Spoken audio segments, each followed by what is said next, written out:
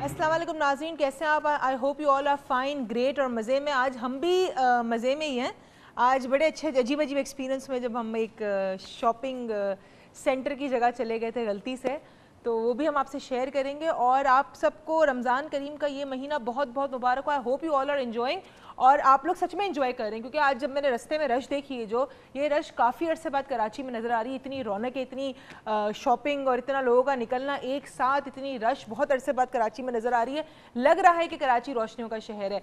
अच्छा जी, आज अगेन वही हमारा special show doctor Moiz lounge का आपके साथ, हफ्ते में 5 दिन रात 12 बजे से लेकर सुबह रात 11 बजे से लेकर सुबह 12 बजे तक। मैं अक्सर गलत बोल रही थी, पता नहीं क्यों। रात 11 बजे से लेकर सुबह 12 बजे तक हम आपके साथ होंगे for 5 days a week.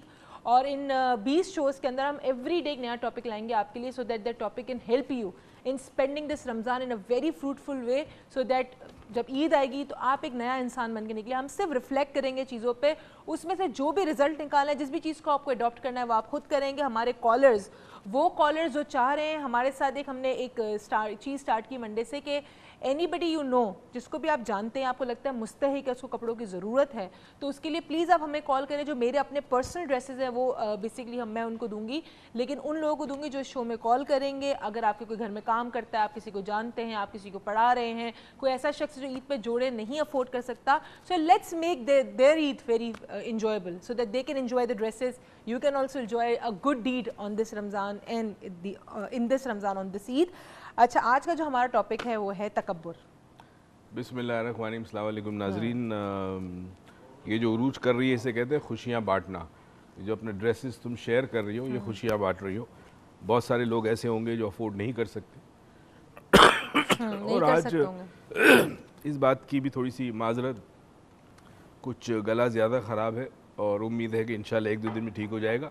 This to शैल पास। हमने अभी रिसेंटली सब्र पे प्रोग्राम किया है, तो मैं भी सब्र कर रहा हूँ। और जो टॉपिक आज हमने चुना है, वैसे एक बात है कि हमारे आसिफ भाई जो है ना, प्रोड्यूसर साहब है हमारे, सीनियर प्रोड्यूसर है, इन्होंने बड़े अमेजिंग टॉपिक रखे हैं। बड़े अमेजिंग टॉपिक लाए हैं, वो पूरी लिस्ट है, यानी 20 की लिस्ट है।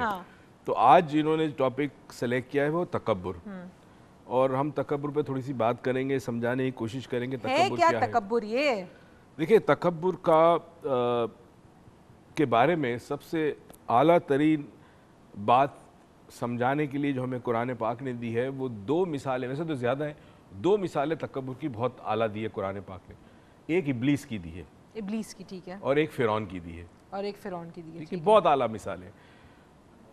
इब्लीस जो है वो अल्लाह को मानता था, ठीक है। मुख्तलिफ रिवायतों में मुख्तलिफ बातें, किसी रिवायत में उसने 1000 साल से ज़्यादा अल्लाह की इबादत की है, कहीं है लाखों साल से इबादत की है।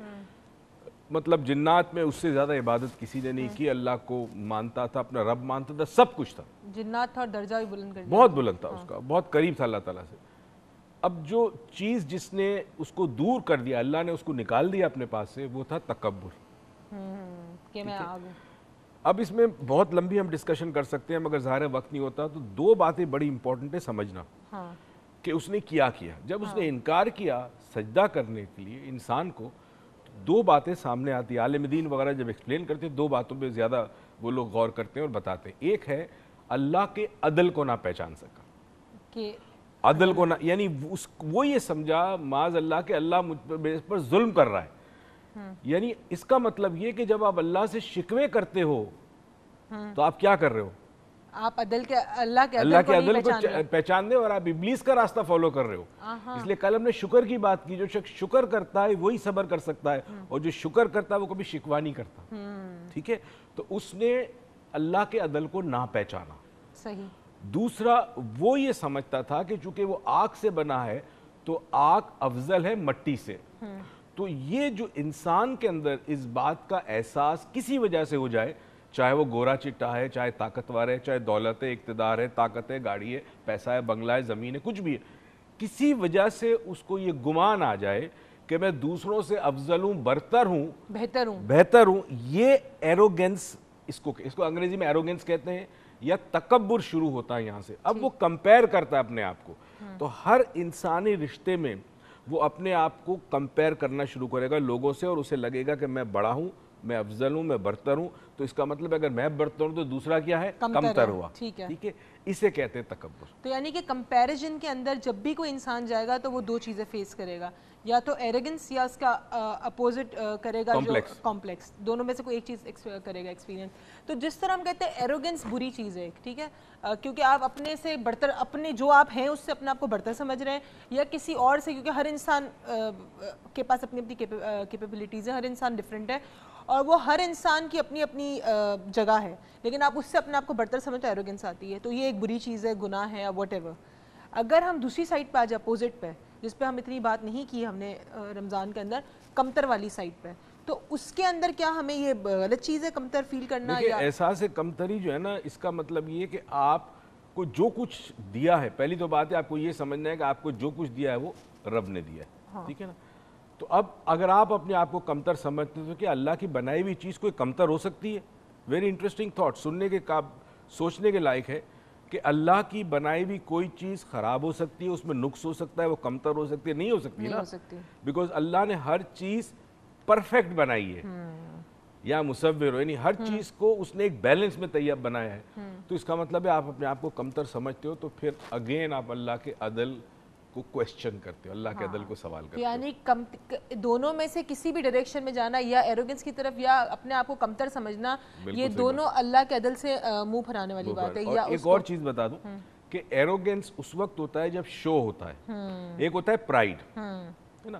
فضال کے طور پہ اگر میں یہ کہتا ہوں کہ مجھے فخر ہے کہ میں پاکستانی ہوں, ٹھیک ہے, مگر اگر میں کہوں کہ میں فخر ہے کہ پاکستانی ہوں, باقی سب جو مجھ سے کمتر ہے, تو یہ ایروگنس ہو جائے گی. اچھا, یعنی کہ فخر میں, یعنی پراؤڈ فیل کرنے میں اور ایروگنٹ ہونے میں فرق ہے. فرق ہے. ایروگنس میں آپ دوسروں کو کمتر کہتے ہو, ٹھیک ہے, اب اس میں آپ تذلیل بھی کر سکتے ہو, ذلیل بھی کر سکتے ہو. فار ایگزامپل فرعون جو تھا, فرعون کہا کرتا تھا انا ربک الاعلی, یعنی میں تمہارا رب ہوں.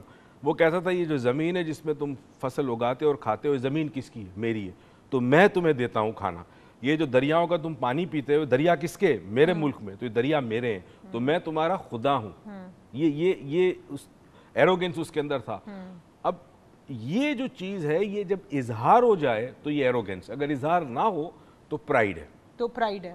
اچھا, کہتے ہیں فار ایگزامپل میں کہوں I am proud of my son, ٹھیک ہے, تو that will not come into arrogance. Arrogance میں نہیں آئے گا. لیکن اگر اس کو شو بھی کروں تو بھی ایروگنس میں نہیں آئے گا.